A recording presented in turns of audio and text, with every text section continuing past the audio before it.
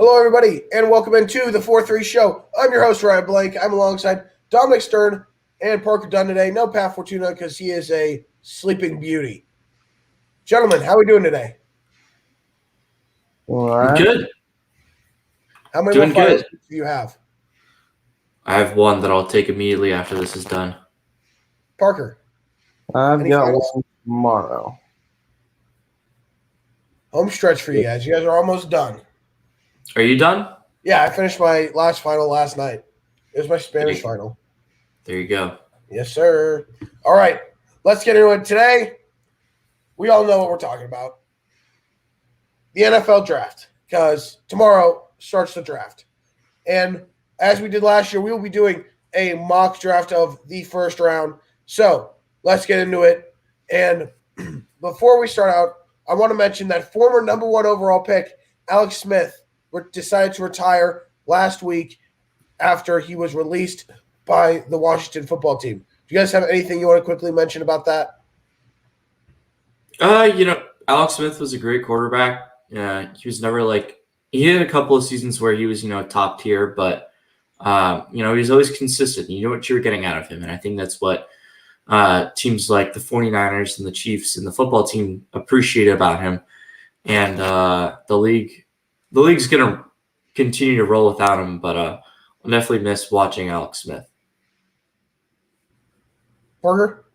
Yeah, he was a really good quarterback. He'll always be known as one of the better game managers. You know what you're going to get with him. He's going to limit the turnovers. He's going to take care of the ball. And depending on the team and based on the situations he was in, that's all you could really ask out of him. If you could do that, have a good defense to fall back on, you'd have some success. His tenure with the Niners was really interesting because they were really bad. Obviously, they had the first overall pick to get him, but they struggled early on in his career. They didn't really know if they wanted to keep going in that same direction with him, but ultimately they turned things around. And when they did do that, they had some success. Of course, he got injured, and Colin Kaepernick came in and took over the job, leading him to going to Kansas City and having the most success of his career over there. And, of course, also finishing pretty strong, coming back from one of the most gruesome injuries we've seen in NFL history. The injury itself on the field, but especially the recovery process after with the surgery leading to multiple infections and follow-up surgeries because of it. And his story really is something incredible when you look at it, and I think that's what he's going to be remembered for most. You guys know I could talk about this all day. This is a guy that really resurrected kind of a Chiefs franchise that was in the dump. He and Andy Reid came in and turned the franchise around. And then Alex Smith will always be remembered for taking on that mentor role and really leading Patrick Mahomes in his first year and helping him get adjusted to the league, give him tips. And that's just a difference maker. Alex Smith was a guy who wouldn't put himself over the team. And I think that's what he's going to be most remembered for. So sucks to see him retire, but it's time, I know his wife just did not want him to play last year after the injury, but he wanted to play and he did. So that's really how that goes. And hopeful for a happy retirement for him and his family. So let's get into our drafts. And let's start off. Let's just all say it. Number one pick, we all have Trevor Lawrence. Yeah. Number two. Okay. I was going to say, this is one of those drafts where, and there's been other ones with, Andrew Luck, but, generational prospects where, there's nothing to be made as far as rumors saying, oh, but maybe on draft night things change and it doesn't go this way like we've seen with other quarterbacks going first overall. This one's locked in. I've never heard of another mock draft saying anything otherwise, so it's a little bit different this year in that sense. Going to the second pick, do we all have Zach Wilson going to the Niners? I mean, to the Jets, my bad. To the Jets. I do have him going second, yes. I think 49ers fans wish they had Zach Wilson going to the 49ers, but I do have him going to the Jets at number 2. Now let's head over to the third pick. The Niners have reportedly moved it down to two guys of Trey Lance and Mac Jones. Who do you guys think the 49ers are taking tomorrow night? I'll start. I do have them taking Mac Jones, quarterback out of Alabama. I'm not sure this is the right pick. Certainly, in my opinion, and just about everyone's opinion, the lesser talented quarterback of the two. But I think Mac Jones fits their system pretty well, considering the fact that he threw a high percentage of screens in college. And I think that if that's what Shanahan is looking for, then this could be the right pick for them. But Mac Jones at 3. Yeah, same for me. This one's funny because because that's the thing, and I mentioned it last year, like with mock drafts. Like some picks, like I'll make it based on what I think the team should do, what I would personally do. Like I guess if I was a GM, or what I have like a gut feeling with certain teams. With this one, all the rumors are indicating that it's between him and Lance. The betting odds are saying that Mac Jones will be taken third overall. I'm going to be in agreement with that. I don't think it should happen, but at the end of the day, the rumors have no reason to be false. A lot of times you see a lot of smoke during drafts and certain rumors to give teams advantages over certain prospects being taken off the board, but this isn't one of those situations. So I have to believe the higher up sources in the NFL. So I think it's going to be Mac Jones for that reason. I really don't want to say it that I think it's going to be Mac Jones. I think this is all smokescreen to a sense, unless they're actually that stupid to trade up for a guy that they would actually get at their old pick at 12. So I'm going to say they pick Trey Lance. I think that Trey Lance is a better prospect. I think that if I were them, I don't think they should pick either of these guys. Off of our projections, I'd take Justin Fields. Just flat out, that's what I would do. But I agree. If the reports are true that they're down to those two, between those two, I'm taking Trey Lance. They're probably going to take Mac Jones and be stupid, but I can't see it, and I can't think they're going to be that dumb to trade up for a guy that they could have gotten 9 picks later. Yeah, I think it's dumb, but I guess the one thing to say is, especially with quarterbacks, like the success in the NFL, like most of it has to do with the system they're in and the kind of environment they're in and the guys they're playing with. So for all we know, it could pan out very nicely. They think that he fits the system. They think that he's going to mold well with the team. And maybe we all look like idiots at the end of the day, 10 years down the road. It's hard to say, but I think that there is a reason. Like, if you believe you're getting your guy, if you're the 49ers, if you're Kyle Shanahan, go for it. It looks like a crazy decision, but you just never know. All right. Let's move on to the 4th pick, and that is the Atlanta Falcons. Who do we have the Falcons taking with the 4th pick? I have Kyle Pitts, tight end out of Florida. In my opinion, he's the second best player in this draft. And at some point, when you have a lot of holes like the Atlanta Falcons do, you just take the best player, hope that he elevates every single player on that offense. And I think that Kyle Pitts is a generational tight end. He's not a typical tight end in that aspect, because I would highly go against picking a tight end in the first round. But Kyle Pitts is different than just about every other tight end that I've ever seen grace a college field. And Kyle Pitts, 4th overall to the Atlanta Falcons. This is also a trade down situation too. Yeah, I wouldn't be shocked because there are some teams that come to mind for potential trades. I use Predict the Pick. I like the layout. They don't allow trades, which is kind of lame, but it's honestly so complicated. Predicting a pick is hard enough, let alone a trade.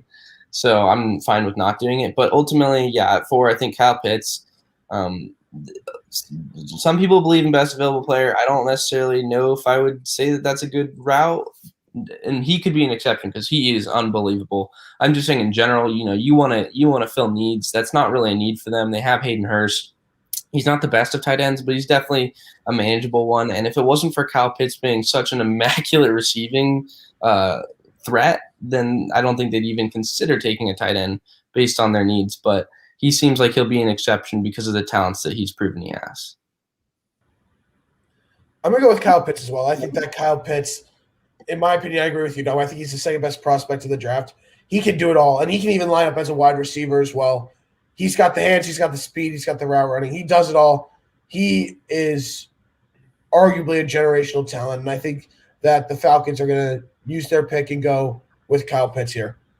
Now, let's move on to a team that has a lot up in the air between offensive line and wide receiver. The Cincinnati Bengals have the 5th pick. Who do you guys have taken? Who do you have the Bengals taking? It's Penei Sewell, and if they don't pick Penei Sewell, it's because hopefully the Falcons pick them at 4 or someone else picked them at 4. This is another generational type player, in my opinion, the third best prospect in this draft, and one of the best offensive linemen that I've seen come out of college. And he didn't even play this past year. He was that good in his sophomore year at Oregon. They need to protect Joe Burrow. That's the only way Joe Burrow, I think, is going to be more successful. We saw him get crushed last year, and then we saw him get hurt because his offensive line couldn't protect him. I've seen a lot of people talking about how they're going to add a weapon for him. I don't understand how that helps him, but they need to draft either defense here or they need to draft Sewell, and I think they'll make the right pick here with Sewell. Yeah, it's the same for me. I mean, I'm just be straightforward. If they don't take him, these teams, they value prospects a certain way, but from my perspective, they look completely stupid because you need to be able to protect Burrow. He got absolutely battered his rookie year. You don't want him to turn into an Andrew Luck situation where you don't protect the guy, you don't put effort into protecting him, and his career ends a lot quicker than it needs to. So hopefully this is a situation where, I guess just for Joe Burrow's sake, I hope they take him so the poor guy can actually stand upright. But they have to. I mean, he's been unbelievable talent since high school. He was a 5-star recruit. He's the best offensive lineman. And it just seemed like he was destined for a great path with the game of football. And it's no shock that he is the best prospect at the position and one of the top prospects off the board. I think that they have to go this route. We've seen historically you can get a lot of really good receivers from the second round on. You don't need to prioritize taking one in the top 5. It's not necessary. Go for the best option for your team, and that is 100% Sewell. I went with Penei Sewell as well. I think that this is the obvious pick. The reason Joe Burrow got hurt is because that offensive line was garbage last year. You have to put your top priority should be offensive line. And that's what they need to do is go out and get an offensive lineman. And Penei Sewell is the best out there. And he is going to be a guy that he's a day one starter. So I am picking Penei Sewell with my 5th pick if I'm the Bengals. Now, let's look at the Dolphins, who traded down, then back up to the 6th pick. Who do you guys have them taking? Same thing as the Bengals. They need to protect a young rookie quarterback to help enhance him. They can get a weapon later with their next first-round pick. Obviously, you have a chance to really get a really solid wide receiver here, but you also have the chance to get a very talented and very intelligent offensive lineman in Rashawn Slater out of Northwestern. And in my opinion, you got to protect the quarterback. Tua was very clear last year when he was operating under pressure. He was not going to be a very good quarterback. The good ones operate well under pressure. Unless he improves on that this offseason, it's going to be a struggle unless they improve the offensive line. So you might want to just take a surefire pick here. Go offensive lineman Rashawn Slater out of Northwestern. Yeah, this is kind of like what I was mentioning earlier. This is an example where if I was in their situation, I would prioritize protecting Tua and taking him as well based on the talent that he is. Based on some rumors, and it's not quite the same as like the Niners saying, oh, it's between these two players. Like, yes, they were saying in a rumor that supposedly the Dolphins value Waddle over Jamar Chase, and that if they had the chance to take the two, if they were going that route, they would take Waddle. That is more information than I have than on Slater and the possibility of them wanting to take him. So based on that, I will have them taking Waddle. Up until this day, I've been changing my mock draft every single day because the people who make them months in advance, there's just no point because so many things are subject to change. We're doing it the day before since it's tomorrow, and for all we know, in the next 20-something hours, it could change drastically. But from what I've seen, I'll have them going Waddle. They could improve at wide receiver, but it is a decent core. They don't need to, but I think that they'll go this route based on what I've seen. This one's tough, but I have them go Jalen Waddle. It came out yesterday that they preferred Waddle over Jamar Chase, so I think that if they have that opportunity, they're going to take Jalen Waddle with the 6th pick. So give me Waddle to the Dolphins. Next up, we go over to Detroit, the Lions. Who do you guys have? I've got Jalen Waddle here going to the Detroit Lions at 7th. They lost Kenny Galladay and Marvin Jones this offseason, and I think that this is a nice way to replace some of those weapons with a very speedy, very crisp route runner in Jalen Waddle. Obviously, injury concerns, given that he was only able to play 5 games his senior year, his junior year. But the talent is too much to be there, and I mean, every player is going to have issues with injuries at some point. So I think Jalen Waddle is a good candidate here. Could also see the Lions possibly going at quarterback and looking ahead to the future. I don't think they view Jared Goff as their long-term quarterback, so they could take a quarterback here at 7. According to my mock draft, they'd have their choice of Trey Lance or Justin Fields, and who I think are the second and third best quarterbacks in this draft class. But I think they'll ultimately end up going with Jalen Waddle here. Could also trade down. For me, I have them taking wide receiver. I do think that they could look to trade down, but supposedly there was a rumor today alongside the many of them, and that was that they were really hoping to trade up to make sure they got Chase. I would definitely disagree with that strategy. You already have the 7th overall pick. You don't need to trade any higher. If he falls into your lap and you just absolutely love him and you want to improve a receiving core, which went from good to bad very quickly, then yeah, you take him and that's fine. Because, I mean, it's the Lions. They've got so many needs that they can address. I would say that that is definitely one of the biggest glaring weaknesses on their team. So there you go. You can take Jamar Chase. A lot of people think he's the best, and the Lions, either way, whether he is or isn't, is going to get one of the best receivers off the board. I'm not going with wide receiver here. I'm going with them taking Justin Fields. I think that they don't view Goff as their long-term, like Dom said. And I think they're going to want to build for the future. And I think they're going to go and get Justin Fields. Because when you look at it, the ability to get another weapon in later rounds, yeah, it's not going to be the type of hype and caliber talent of production in college as we saw from Chase, Waddle, and Devonta Smith. But I think they feel like they're going to need to get their future franchise quarterback here. And with Justin Fields on the board, they're going to do it. So I have Justin Fields going 7th to the Lions. Next up is the Panthers. Another trade down candidate. If they were to stay and sit at 8, who would you guys have them taking? I'm taking J.C. Horn, South Carolina cornerback. I assume that he's very well scouted by Carolina. And one of the more intriguing prospects here, and I think that Horn could certainly be an impact player on that defense that is already very young. For me, this was an interesting one because of the prospect. Micah Parsons was a guy that I had going to the Lions for a really long time until I saw that rumor. And again, I knew in the back of my mind they did need a receiver as well. But linebacker was something that I thought they'd maybe want to address. But should they not go that route, that would mean that he falls into their lap. They literally devoted the entire draft last year to defense. They got Jeremy Chin, who's more of a safety, but definitely could put in the box as a linebacker. But I think that ultimately, if you have a guy like Parsons available who can stuff the run and hopefully improve in coverage, that's his biggest weakness. If he can improve in that category, he's going to be a really well-rounded linebacker. They've been used to great coverage skills and great linebacking overall with Thomas Davis and Luke Kuechly. Those guys are gone, and maybe you bring in a guy like Parsons who can hopefully serve a similar role to those guys, which were very good for them for a long time. This one was tough because I feel like they need to go offensive line, and I feel like the choice would be Slater, personally. But Parker, I agree with you. I think they're going to try to get an impact linebacker early, and I think they're going to try to grab Isaiah and get Micah Parsons at 8. I think that they have the guys up front. They have the guys in the back end and the secondary. They don't have anyone really at linebacker besides Shaq Thompson, and I feel like they want to add to that and get another impact guy. So I'm going to go with Micah Parsons at 8 to the Panthers.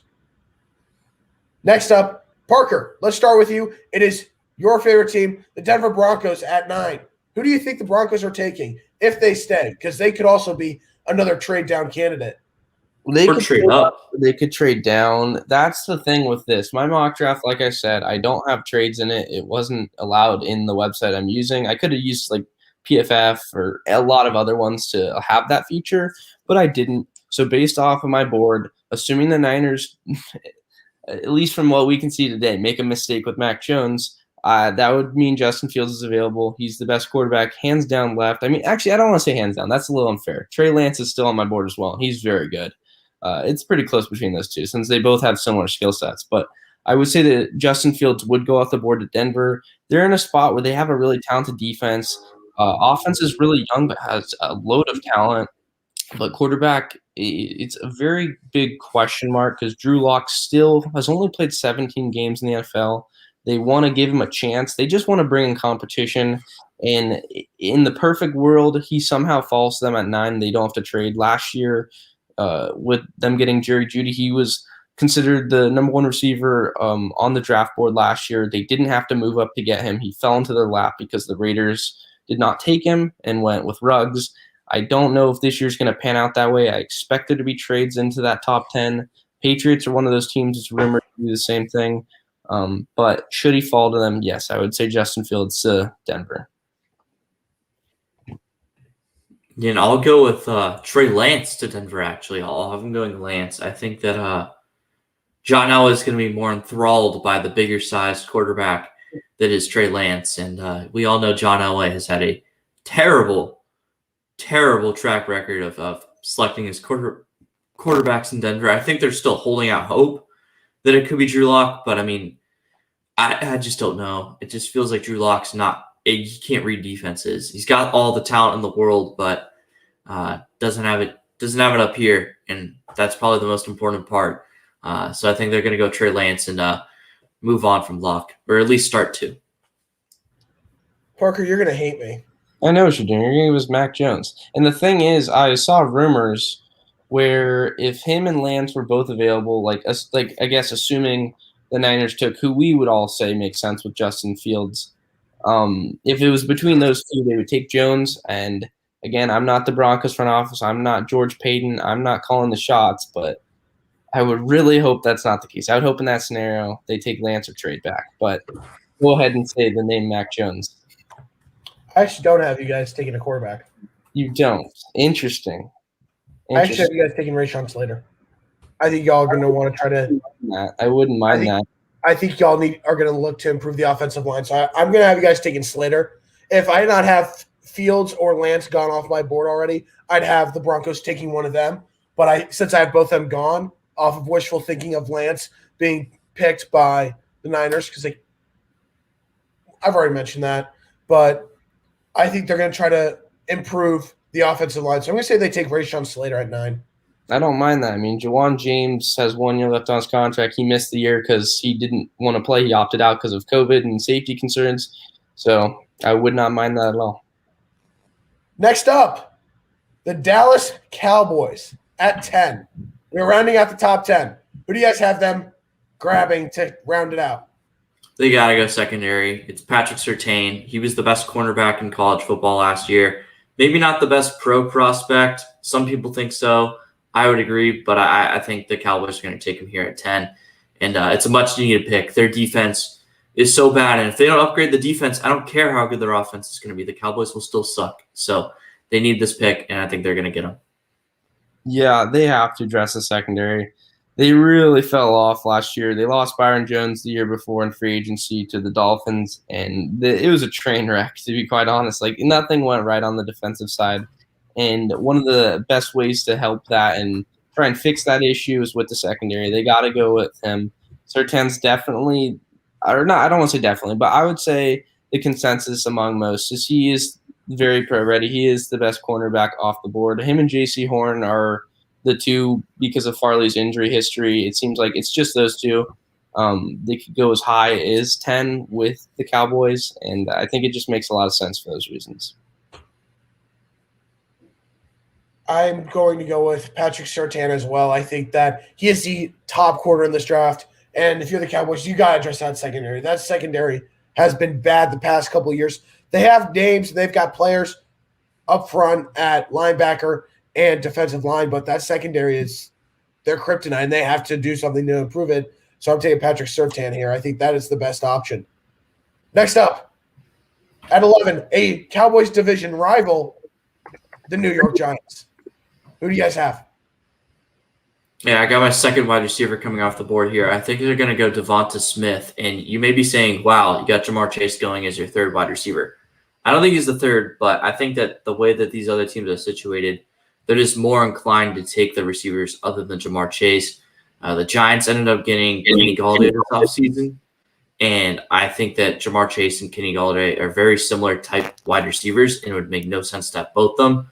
So you want to get the shifty and the more likely to get open wide receiver in Devonta Smith than another like contested and strong catching receiver like Kenny Galladay and Jamar Chase are. So I think that Devonta Smith will go to the Giants here at 11. For me, it is Rashawn Slater finally going off the board. I think that there's a lot that they can do. This was a pick for the Giants that I moved around a lot. A lot of different names filled that spot for them. I feel like he's too good of a prospect for me to keep him going further and further into the draft. I feel like he has to be taken at this point. He is an extremely talented offensive lineman. Excuse me, almost a linebacker there. Very talented offensive lineman. They took Andrew Thomas last year, and he's behind Nate Solder on the depth chart. It looks like bringing in another guy wouldn't hurt. The offensive line is still an issue there, and you have to be able to protect your quarterback. It's Danny Dimes as of right now. I don't know what his future holds for him, but if you're the Giants and you do want to keep him and you don't want to consider going any other route like taking quarterback, which of course I haven't heard any members, that would be out of nowhere if they did. But if you do believe in him, you got to give him hope, and then you give him hope by giving him an O-line. So you take Slater. All right. I don't think anyone is going to expect me to say this. I think they're going to go after the defense here, and I think they're going to grab Kwity Paye out of Michigan. I think that they've got their guys at wide receiver. They now have Slayton. They got Galladay. I think they're fine there. I think they got to address the defense. And I think Kwity Paye, can be a guy who comes in early and plays some valuable snaps and helps get pressure on the quarterback on the defensive side of the ball. That's where I think they need to go and have their focus on in the first round. So I'm going to take him for the Giants. Why do the Giants need to focus on defense after they had one of the best defenses in the league last year? Defensive. Okay, not fully the defense. I want to see them upgrade the defensive line a little bit. Sorry, I should have specified. I would expect more from that defensive line. They have the interior guy in Leonard Williams. They have that. But I don't think they have that true outside guy who can make an impact rush. And I think Kwity Paye could come in and be that guy. Not right away, but I think down the road he could be that guy. So defensive line. Sorry, I should have specified. Next up are the Eagles, who traded down from the 6th pick to the 12th pick. Who do we have the Eagles taking at number 12? I'm taking Jamar Chase. They need much better wide receivers, and I know it's been a train wreck for them in drafting wide receivers.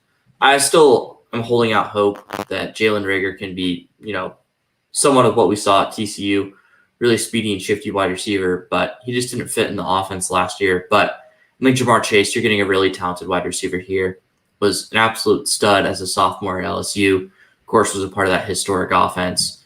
And I think that despite the fact that he's sitting out, he's still one of the best wide receivers in this class. And I think he'll go 12th overall to the Eagles, which I know would make Eagles fans absolutely ecstatic. I will also have a receiver, but for me on my board left is Devonta Smith. I think he's the best receiver to be taken in this draft. Ultimately, though, based off of what we're hearing, I have to go off of that. So he does fall. He will be the 3rd receiver.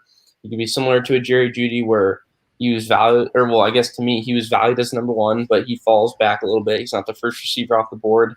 And I feel like it's a steal because if you compare it to the trade that was made, the 6 and the 12, the Dolphins trade up and get Waddle. Who knows how well his career goes and how it pans out, but basically you trade back and you still get Smith at a position of huge need for them. I think that's really big. So I would love that pick if I'm an Eagles fan. I'm taking Jamar Chase as well for the Eagles. They need to upgrade at wide receiver once again. Jalen Reagor did not prove to be what a lot of people expected from him. And we have to remember, the Eagles had the chance to take Justin Jefferson last year. It was on a silver platter for them, and they did not take him, which is still mind-boggling to me. So I think they get this one right, and they go and add Jamar Chase out of LSU. Even though he didn't play last year, you saw what he can do in 2019 as he was a crucial piece of that record-setting offense at LSU. Now let's move on to the AFC West. It has a representative at 13 with the Los Angeles Chargers, or as Dom says, the C words. Who do we have the Chargers taking? Well, I want them to take someone really bad, but they tend to actually not do that. They tend to do very well in the draft. And I'm going to have them protecting Justin Herbert, and they're going to take offensive tackle out of Virginia Tech, Christian Darrisaw. He was one of the biggest risers on draft boards in relation to where he was entering this past college football season. He was just dominant, and he helped Virginia Tech, keep their head above water. And even though Virginia Tech's bowl season streak ended, that was not because of Christian Darrisaw. I have them going a different route. I have them addressing another big need. I do agree the offensive line, especially when you have a young quarterback in Herbert, is crucial. I have them going J.C. Horn. Had Slater fallen to 13, or I guess should he, I would say that they'd probably be a little more incentivized to go that route. But I don't expect that to happen. And if that's the case, I have them taking J.C. Horn. He's considered by a lot to be right there with Surtain. And if that's the case, you're getting a really good corner at 13. That's something that is going to be a big need, and bringing in a guy like that would go a long way for them.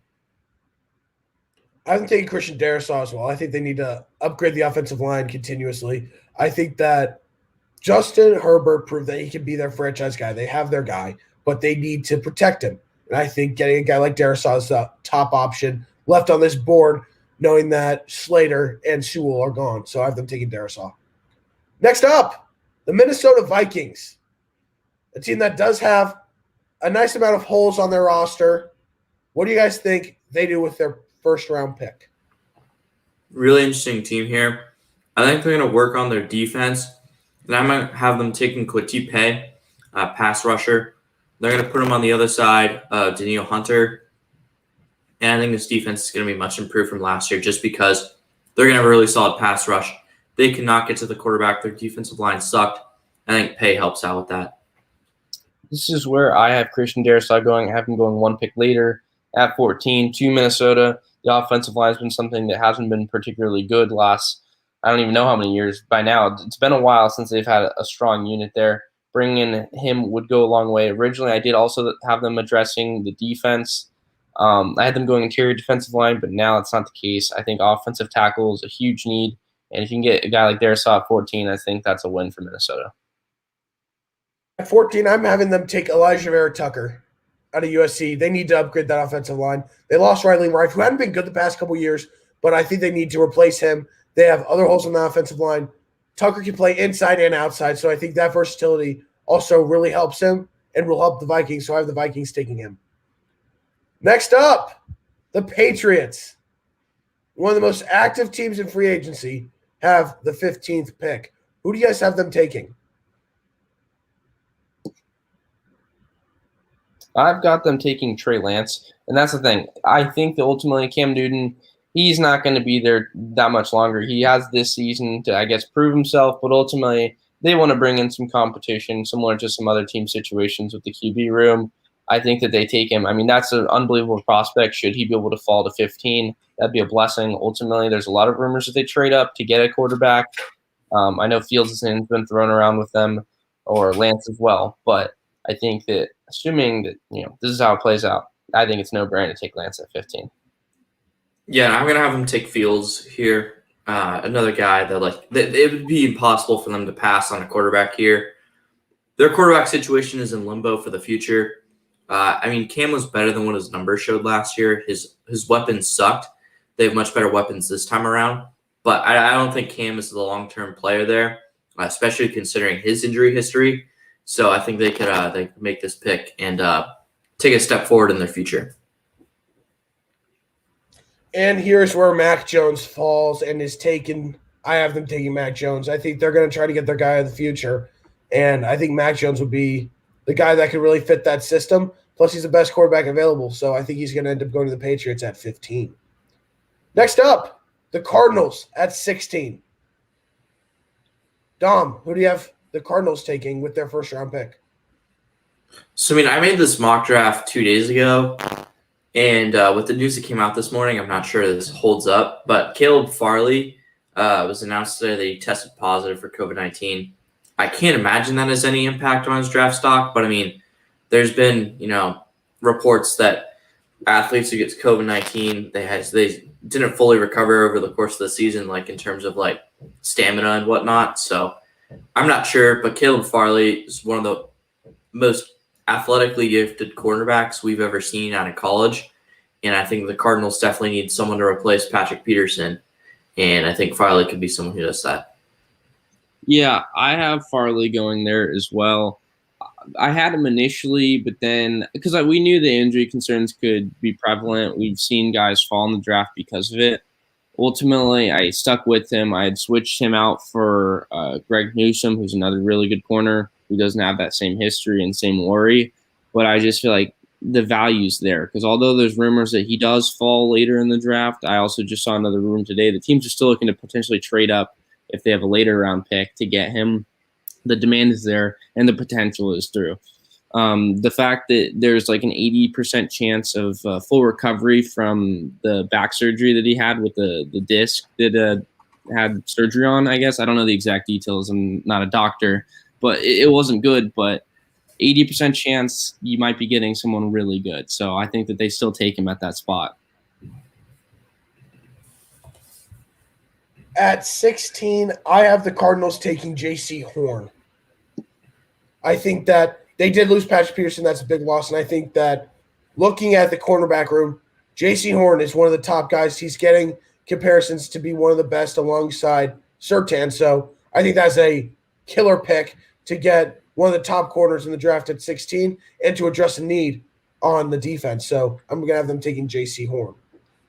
Next up, we move over to the Raiders. Dom, who do you have them taking? Yeah, they've really been successful based on their offensive line play in the past. And they lost a couple of offensive linemen this past offseason, so I think they're going to make some improvements here in the draft, look long-term there, and draft Tevin Jenkins, offensive tackle out of Oklahoma State. Games won and lost at the line of scrimmage, and that's where the Raiders are going to try to continue to win. I just want to add this one thing. It's so funny with the Raiders. I was just watching like a mock draft like video of these other like internet personalities and like NFL fans like creating a mock draft. One of them's Brandon Perna. Shout out to him. That's good sports. But they're just making a joke because the Raiders and like Gruden and Mayock, like they had the Cleveland Farrell pick. They had Damon Arnett. Like they've just had some really weird picks. I guess even Ruggs you can argue at 11 last year. Like where you're just like, I think they could have got that player so much later, or at least traded back and gotten that same player if they really liked them. So I saw a really funny joke with that I thought I'd mention. But ultimately, I think they get it right. I think they go for the offensive line. I have Elijah Vera Tucker coming off the board here.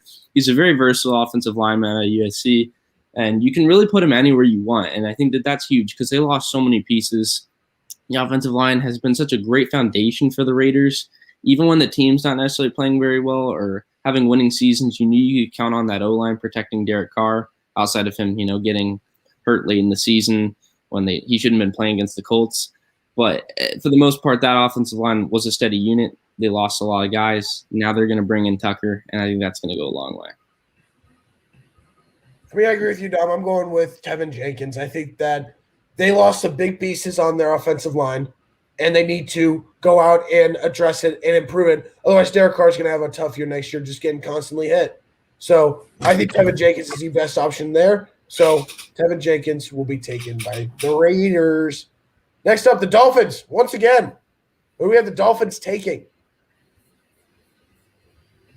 I got him going here and getting another weapon, in my opinion, one of the more underrated wide receivers in this draft. It's going to be Rashad Bateman.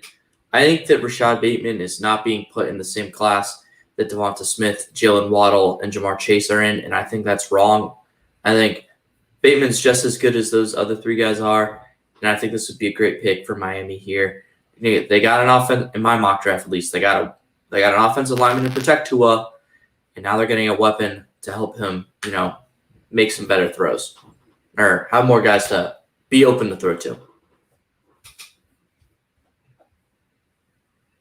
Parker?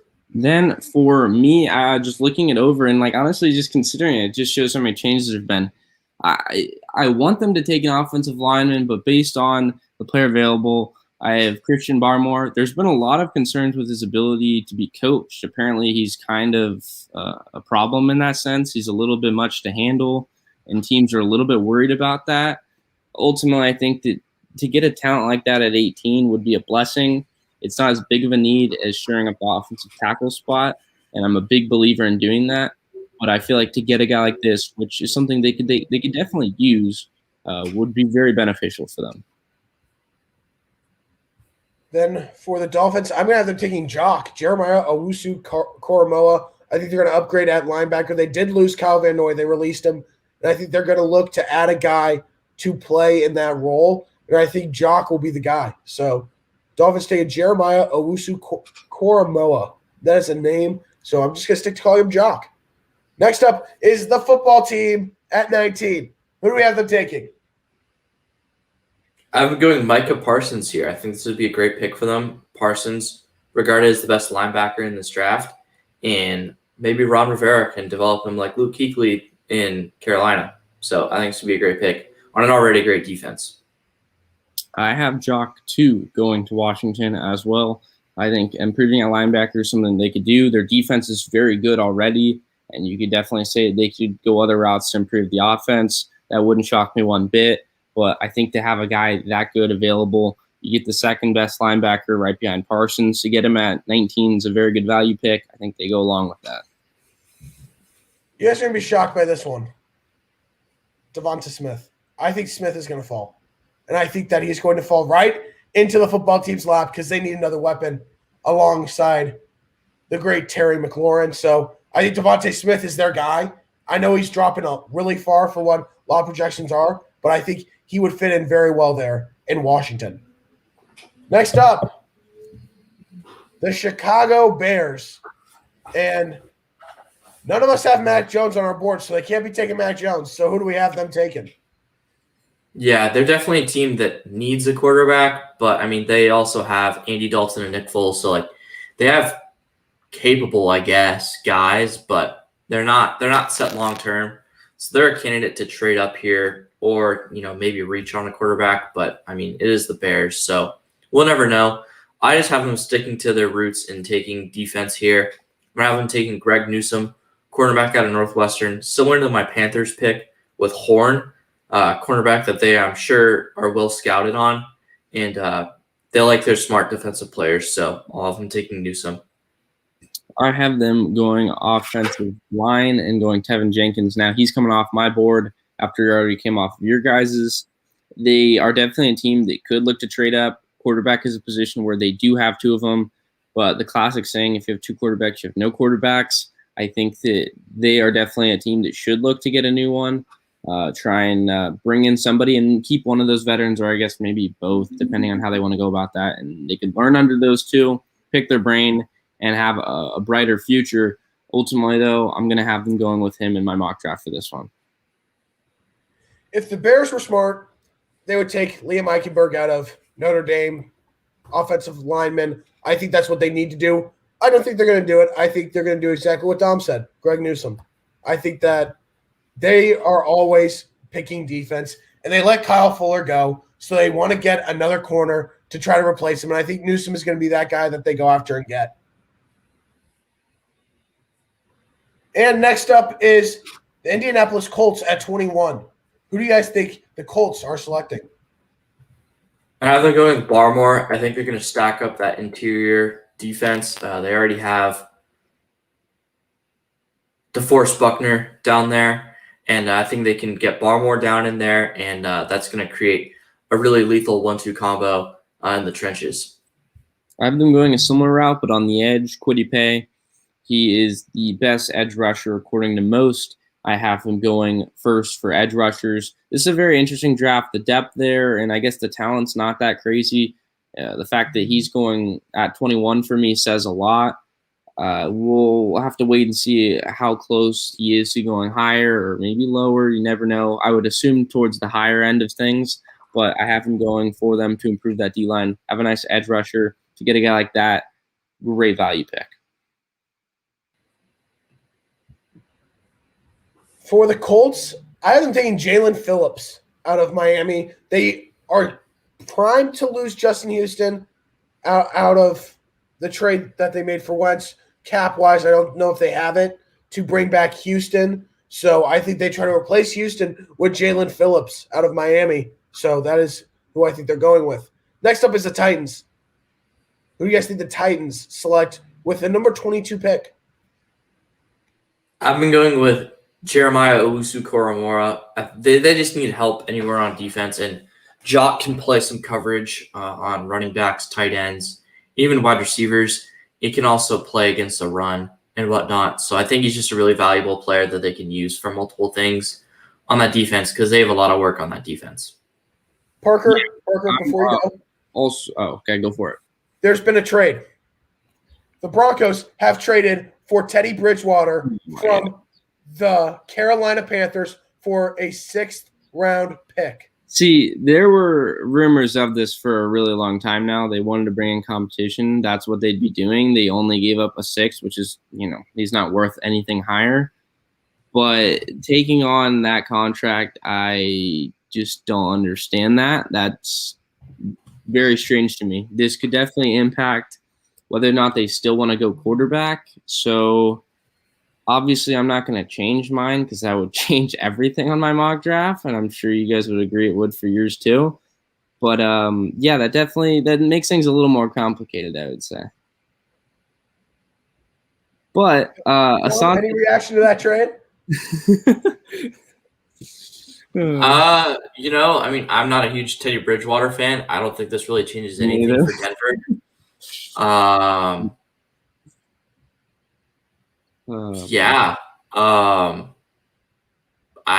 don't know what to think. Obviously, that changes my damn mock draft, but yeah, that's the thing. I mean, I might be making some changes here and there, or maybe I just ride with it and just hope for the best. I don't know. Big brain right here. I had them taking Rashawn Slater. No, yeah, I did. Yeah, I had the Broncos taking Rashawn Slater, so I don't have to worry about that. But that's interesting. I think they got a good value for giving up a 6th, but that contract. The thing is a little hefty. It could be an insurance plan for them because they could still prioritize, because again they gave up a 6th-round pick. They could still prioritize taking one of those top quarterbacks, but assuming they don't like the idea of it, or if a team jumps them and trades up like the Patriots or the Bears, then they say, oh, well, okay, we brought in another guy. Let's just trade back and get some value. And of course, get more picks back since they gave up that 6th-round pick. But yeah, no, I would not rule out taking a quarterback still, because again, I just referenced, if you have 2 quarterbacks, you have none, and they're in a similar situation by bringing in Bridgewater. So I would have to say that they do still take a quarterback. I would also like to say shout out to talking about Sam Darnold. He's the man over there. Bridgewater's gone, so let's see what he does. Now, Parker, let's get back to it. Who do you have the Titans taking? I'll make it quick since we just had that. Asante Samuel, they need to address that secondary or the defense as a whole. I think that's a good pick to make at 22. Right here at 22, I actually have the Titans taking Trevon Moehrig, the best safety of the class out of TCU. I think that the secondary has taken some hits the past couple years, losing Logan Ryan and then releasing Malcolm Butler. So they're having effects from that, and it's obvious. So I'm going to have them boosting that secondary and going and getting Moehrig. Now let's move on to the Jets. Their 2nd pick of the 1st round comes in at number 23. Who do you guys have them taking? Jalen Phillips, edge out of Miami. He's one of the more talented edge players in this draft class. Has some injury history, but what are you going to do? You got to get a talented player and hope that he stays healthy, because any one of these guys can have injury issues. I have the Jets taking Trevon Moehrig, 1 pick away from what Ryan had for the Jets. Of course, they lost Jamal Adams when they traded him away to Seattle. This is a guy that is very good. He's the top of his class. It's another one of those positions. The defense as a whole this year is particularly weak compared to years past, but to be able to get him at 23 would be really big for them. Should they go other routes, I wouldn't be surprised, but I think that the value is definitely there. I've said that a lot, but a lot of these teams, sometimes you just have to go with what's right in front of you ultimately, and that's what Moehrig would be. For me, I have them addressing the offensive line, and I have them taking Landon Dickerson. I think they need to fix their biggest issue, which is that horrendous offensive line. And I think getting a guy on the interior will help. So I'm going to have them taking Landon Dickerson with the 23rd pick. Now, the Steelers will be on the clock at pick number 24. Who do we have the Steelers taking? The popular pick seems to be them taking Najee Harris here. In my opinion, that'd be a dumb pick because their offensive line sucked last year, and everyone knows how I think of running backs, especially young running backs. I'm taking Elijah Vera Tucker here, interior offensive lineman out of USC. Their offensive line wasn't the same last year. There's a reason that Big Ben was throwing the ball the quickest out of any quarterback in the National League. And they weren't able to run the ball at all. It's because their offensive line sucked. There's no other reason other than that. And I think that Vera Tucker can bring the bruiser back to the Steel City. And if they can do that, they can start giving the ball to either Benny Snell or whoever they're going to put at running back. Because Benny Snell, all-time rushing leader in SEC history. I mean, it's a good running back there. And he hasn't been too taxed his first 2 years in Pittsburgh. The run game could be better this upcoming year if they work on the offensive line here. And I think they'll do that with Vera Tucker. I was smiling the whole time. I love that you mentioned the Najee Harris thing because I think it's also very dumb. You don't take running backs in the first round, period. I don't care how that. You just don't do it. Like, there are some guys that are just unbelievable, and you want to consider it. Yeah, hello, sir. You and hello, guys. Chief. But hello, guys. It's something you're not supposed to do. He is an incredible running back. I do, and I guess long story short, I have them taking him because I just have like a weird gut feeling with this that there usually is one off the board, even if they're not early, like a Saquon second overall. Like there usually is one near the later half of the first round, and they're a team that had a bad run game, so they could be foolish and think, oh, let's just bring in a talented running back and see if that fixes it, which it 100% wouldn't. He's a beast, but if you don't have an O-line in front of you like he had at Alabama, good luck having success. So I don't agree with this pick, and I almost hate making it, but it's just one of those gut feelings where I'm going to just see if it happens because there's a good chance that it does. When I did my original mock draft, I had them taking Najee Harris. And then I revised it yesterday, and I'm going with them taking linebacker Jamin Davis out of Kentucky. They lost Bud Dupree. That's going to have its effects. They don't have the same caliber linebacker and piece there by losing Dupree. So I think they're going to look to try to fix that and try to eventually replace it by getting a future starter in Davis. So that's who I have them taking with the 24th pick. Now the Jaguars are back on the clock at 25. You guys have them grabbing with their 25th pick. This was a pick that you just had a couple of minutes ago, Ryan. I got Trevon Moehrig, safety at TCU here, far and away the best safety in this class. Jacksonville could use someone for the future to be patrolling the middle of the field back deep, and I think Moehrig can do that for them. For me, I have them taking edge rusher Jalen Phillips out of Miami. I look very highly at him and his teammate Gregory Rousseau. I think that he could definitely have a huge impact on that defense. I was definitely a little tempted for offensive line, but with how much depth there is at offensive tackle this year, ultimately I think that they can address that later, whether it's the second or third round, and you just really go ahead and get a good player like Phillips for that defense, something of a huge need. They fell off since 2017. Maybe he can be one of those pieces that goes towards rebuilding that defense. For me, at 25, I have them taking Christian Barmore.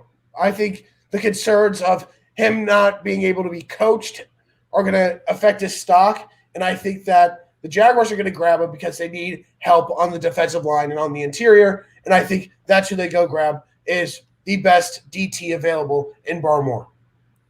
Next up is the Cleveland Browns with the 26th pick.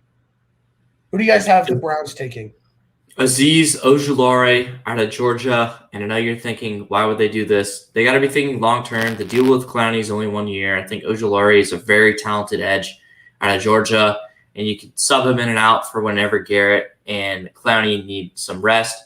The good defenses and the championship caliber teams don't just have two good pass rushers. They have more than two, and I think Ojulari could be one of those guys. Yeah, for me, the way I see it is there's two possibilities, both on the defensive side. I see them either addressing that defensive line. They cut Sheldon Richardson, and they could definitely look to have a long-term solution to the edge with Clowney only signing a one-year deal full of incentives. So that's not a bad approach, but I would say that they go with Greg Newsome, cornerback here. I mentioned him earlier with Arizona's pick at 16 and how I considered him going that high because of Farley's injury history, but ultimately I think that based on his ceiling, he will go later in the first round. He goes right here to them, and I think that it makes a lot of sense for them to take a guy like that, pair him alongside Denzel Ward, improve the secondary, because there's not many big needs for this team. They've filled a lot of holes. There's not too many weaknesses you can point out, so I think if they went this route, it would definitely be very beneficial to them.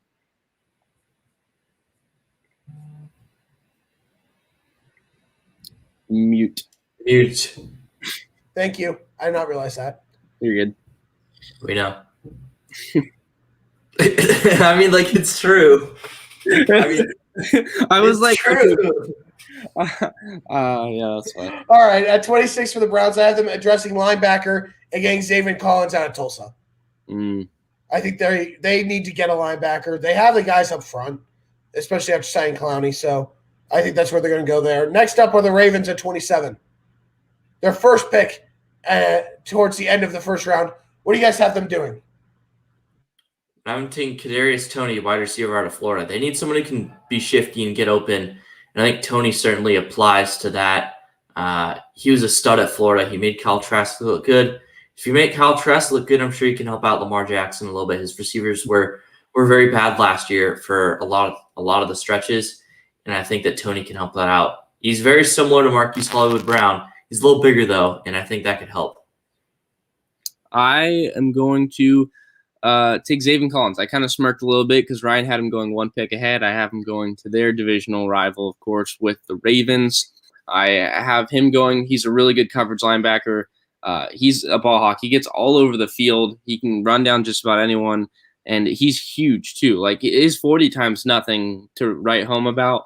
It's not like some of these insane linebackers like Parsons who are just insanely physically gifted, but he seems to be a lot quicker, especially for his size. He packs a punch for sure. I think that they address that, and I will have them then addressing receiver with their next pick in this round. Okay, now I'm unmuted. I made sure this time. All right, for me at 27 for the Ravens, Dom, you mentioned him, Azeez Ojulari. I think they go and get an edge rusher because they lost Matthew Judon. So I think that they feel they need to make up for that loss, and the guy to get is Ojulari. So that's why I have them taking at 27. Next up is the Saints, who will look very, very different this upcoming year at 28. What do you guys think the Saints are going to do? I think they're going to go with another project edge. We saw them do it a couple of years ago with on Davenport out of UTSA. I think they're going to do the same thing here. They're going to go with Gregory Rousseau, edge out of Miami, one of the more talented players still available here, and I think that would be a great pick for them. For me, I have them going with wide receiver. I think it was between wide receiver and corner for me. Either you're going to get the guy that's going to catch the ball or the guy that's going to try and prevent the guy from catching the ball with their team and what they need. Ultimately, I go Kadarius Toney here. Very shifty, very elusive, and he's definitely one of the more interesting prospects because his ceiling's just as high as most of these guys, but his floor is really intriguing to me because I think he's one of those boom or bust kind of players. Ultimately, I'm going to favor him towards the booming side because of the potential that he's shown. And ultimately, I think that you have a big Michael Thomas. You can get yourself a smaller, quicker, more elusive Toney to replace Emmanuel Sanders, who didn't do too much with the Saints. Then I think that that'd be really good for them. This is tough. I am between two players. One of them is Rousseau, but I have them actually going and getting a big wide receiver, Rashad Bateman. I think they're going to want to get another big guy at wide receiver, especially after losing Drew Brees to retirement. I think that they feel they want to upgrade the offense even more for whether it is Taysom Hill or Jameis Winston. And after releasing Emmanuel Sanders, I think that's their guys to go with Rashad Bateman. Next up at 29, the Packers. Do the Packers finally appease Aaron Rodgers and get him the wide receiver, or do you guys think he's going, or do you think they are going in a different direction? Different direction. I think they're going to go offensive tackle here. They're going to go Alex Leatherwood out of Alabama. You want to keep him happy, and one way to do that is draft offensive line. Obviously, that's probably not his favorite position if you want to draft to help him. But I mean, I think offensive line is a very good second here. And I think they have good weapons. I mean, obviously they have Devontae Adams and why am I losing his name? Alan Lazard has kind of emerged as a really solid wide receiver. And I mean, I know Marquez Valdes-Scantling has some serious drop issues, but Aaron Rodgers likes him. And what he does in the offense is he's a deep threat or he's a screen threat. And they pair him up with Devontae Adams, and those two guys, they can run really, really neat route combos together. So I don't think they necessarily need a wide receiver, and I think they need to go offensive tackle here. I'm kind of in agreement that they definitely don't need to go receiver. I think that's a receiving core that's definitely not as bad as people want to make it out to be with those two. But I do think they still do nonetheless. I saw that they were tied to Rashad Bateman. I have him going this late because of that. Apparently, they could be a team that would maybe trade up for him, since I definitely had him going higher before I considered that connection with the two. So ultimately, I do have him falling 229 for them, which would be a blessing if you're a Packers fan. I think they are going to go wide receiver, so I have them taking my 5th best wide receiver, and that is Terrence Marshall out of LSU. I think he would be a very good 2 or 3 guy for that offense. So I think that this is where they finally get Rodgers that receiver he wants, and they get him Terrence Marshall. Next up is the Bills at 30. What do you guys think the Bills are going to do? It's another candidate for running back. I just do not get it. Take up on the defense, get some more depth there. They were banged up on the defense last year. Don't put yourself in that situation again. I've been going with one of my favorite players in this draft. A lot of people aren't as high on him as I am, but Joseph Osai out of Texas. I think he's one of the better edge rushers in this draft. Really talented. He's got quite the quick burst off the line when he does get his timing, but super fast, really talented edge rusher. Osai ripped apart offensive lines in the Big 12, and I think he could do so again in the NFL. For me, it's Gregory Rousseau. I mentioned him when I mentioned his teammate Jalen Phillips. He's just freakishly gifted. I mean, he's played multiple positions. He's played wide receiver. He's played corner, and he's still like growing into his body. I feel like that's proof of it. He had it was either 15.5 or 16.5 sacks in 2019. He's a freak in nature, and to think he's a late round pick. I mean, any first round pick in the NFL has extreme value, and you don't want to just throw it out the door just because a guy has potential. But I feel like he's definitely indicated that he's worthy of a pick like that. The Bills don't necessarily have the biggest of needs to go that route, but if you can add a guy like that to your D-line, have him rushing the quarterback, since he's only going to get better, especially with technique, that can be done through coaching over there in Buffalo. I think that's a home run pick. I have the Bills taking Caleb Farley at 30. I think there was a lot of rumors about him dropping out of the first round, but I think they go and add depth in the secondary, and they go with Caleb Farley out of Virginia Tech. Next up, we go back to the Ravens, which would be the Chiefs pick, but they traded, and the Ravens have their 2nd pick in the first round. What direction are they going, guys? Well, I mean, they just traded this pick. They just got this pick when they traded away offensive lineman Orlando Brown. So I think it would be natural to replace Orlando Brown with an offensive tackle they use in this pick, because Orlando Brown wasn't a first-round draft pick. People got to remember that. So they ended up getting good value out of this. Yeah, he was a 3rd-round draft pick. Good catch, Ryan. I mean, I didn't know which round. I just knew he wasn't first. 3rd-round pick. And he's only 24. Right. No, talented player the Chiefs are getting here for sure. I mean, there's a reason they gave up a first-round draft pick for him. You use this first-round draft pick on an offensive tackle, Liam Eichenberg out of Notre Dame. These Notre Dame offensive linemen have been so talented, and they've been so good. And I think that Eichenberg's a great draft pick here. I would say for this pick, if I'm the Ravens, you address wide receiver. I mentioned it when I had them taking Zaven Collins at 27. I think you got to give Lamar some weapons. That's something that he hasn't had, and he still had an MVP season without particularly good weapons, which is extremely impressive. But Poker, they signed Sammy Watkins. Yes, and that does absolutely nothing. So because only playing like 3 games. Elijah Moore is the pick for me here. It was between him and Terrace Marshall. They're very different receivers. Terrace Marshall's big. He can go up and high point it. Elijah Moore's a smaller, quicker receiver. I think that they go this route. They're going to utilize that speed. They have Marquise Brown as well. You add even more speed. It seems like a lot of teams are going that direction because of teams like the Chiefs with Tyreek Hill and Mecole Hardman. I think they bring in more as a late first-round pick, and that is exactly what you want for Lamar Jackson. And as far as offensive tackle goes, there's rumors as far as some other veterans they can go. I know Villanueva was mentioned, and they could also look. They signed Villanueva. They did sign him. Okay, that's what I thought.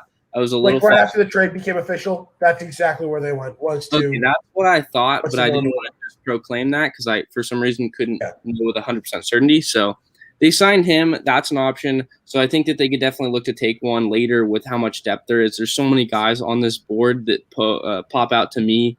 Leatherwood on my board hasn't come off yet. I don't think they'd be able to get him based on the nature of where he's going to go in the second round for me. But there's a lot of really good guys that they could get. This was tough because I started laughing when Dom said Liam Eichenberg, but he was amongst two guys that I thought about. But I think they're going to address wide receiver, and they are going to get Kadarius Toney out of Florida with the 31st pick and get Lamar another weapon. And let's round out round one with the Buccaneers, the Super Bowl champions.